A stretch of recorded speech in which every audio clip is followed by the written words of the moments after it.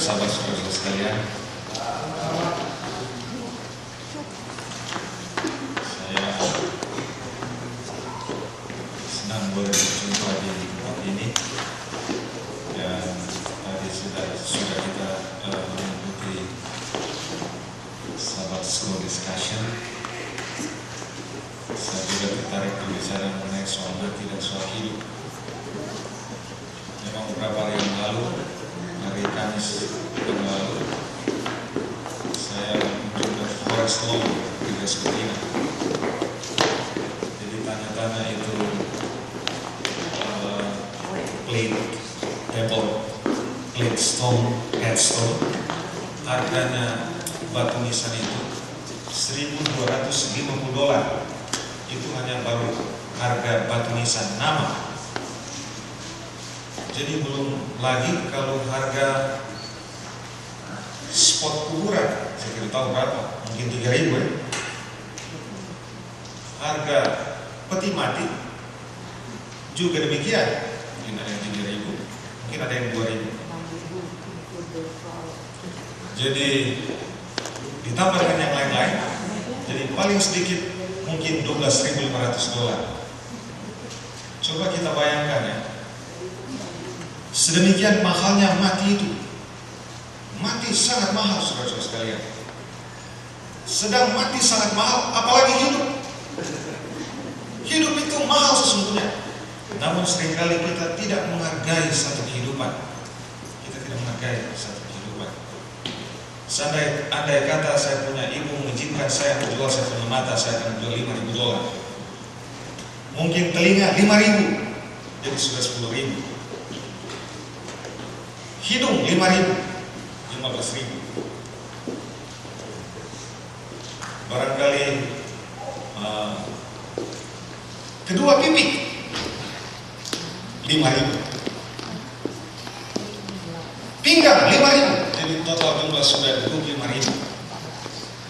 Namun jika saya mau menjual hati, saya akan menjual $375.000, sehingga total harga diri saya bisa berjumlah $400.000. Mungkin kalau saya dapat jual. Jadi sedang mati mahal, apalagi hidup. Oleh sebab itu kalau kita membaca firman Tuhan yang terdapat dalam Psalm 8 verse 3, 4 and 5 berkata seperti berikut ini. When I look at your heavens, the work of your fingers, the moon and the stars which you have set in place. Dikala saya memandang ke langit, melihat hasil pekerjaan jari jemarimu, melihat matahari dan bulan dan bintang-bintang yang kau tempatkan pada tempatnya. What is man that you are mindful of him? Apakah manusia sehingga engkau mengindakannya? And the son of man that you care for him. Dan anak manusia sehingga engkau mempedulikannya. Yet you have made him a little lower than the heavenly beings and crowned him with glory and honor. Namun engkau sudah menciptakan dia sedikit lebih rendah dari makhluk surgawi, dan kemudian memahkotai dia dengan rahmat dan kemuliaan. Jadi sudah lihat di sini, Tuhan menciptakan kita hanya lebih rendah sedikit dari malaikat, dan memahkotai kita dengan glory dan honor. Jadi sedang Tuhan menghormati saya, menghormati kita semua. Oh betapa hidup kita ini mahal. Sedemikian mahalnya hidup ini, maka jangan kita biarkan hidup kita ini dihina dan difitnah oleh orang lain. Saya tidak setuju diri kita dihina, diri kita difitnah, atau diri kita dianggap remeh oleh orang. Banyak contoh-contoh yang kita dapat temui dalam hidup ini, orang meremehkan hidup kita. Saya berikan contoh. Kita masuk ke satu rumah, satu keluarga, sudah masuk atas undangan, tapi kita tidak melihat senyuman seorang. Saya rasa dihina, sebab saya diundang masuk. Namun ketika saya masuk, tidak ada senyuman. Dan bukan hanya itu, ya, seringkali kita dihina dengan cara mengikuti arisan. Sebab saya ingat dulu waktu beberapa tahun yang lalu, ini ada arisan, saudara-saudara. Saya dapat giliran terakhir paling terakhir. Sesudah saya punya giliran, ini kepala arisan dia kasih kepada orang lain. Sehingga sampai sekarang saya terima satu orang, $1 sekalipun.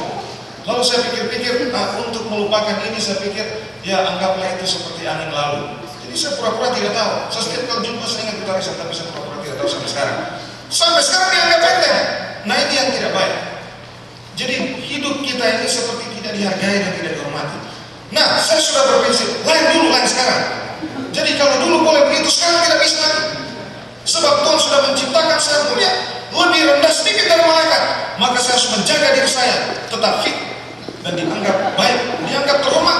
Oleh sebab itu saya menjaga baik saya punya kesehatan, saya punya penampilan, termasuk alis mata, pipi dan sebagainya saya jaga supaya saya dapat dihormati. Sebab Tuhan menghormati, apalagi kita sebagai manusia. Kita harus saling menghormati saudara-saudara sekalian.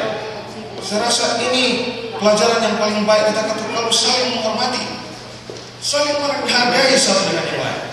Namun, andai kata ada orang yang tidak menghormati kita, andai kata ada orang yang menyakiti kita, tetangga barangkali, sahabat, atau mungkin istri menyakiti kita, serahkan kepada Tuhan.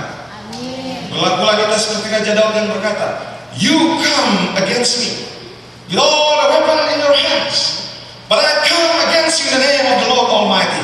This is God battle. Amin. Terima kasih untuk personal ministry yang kita sudah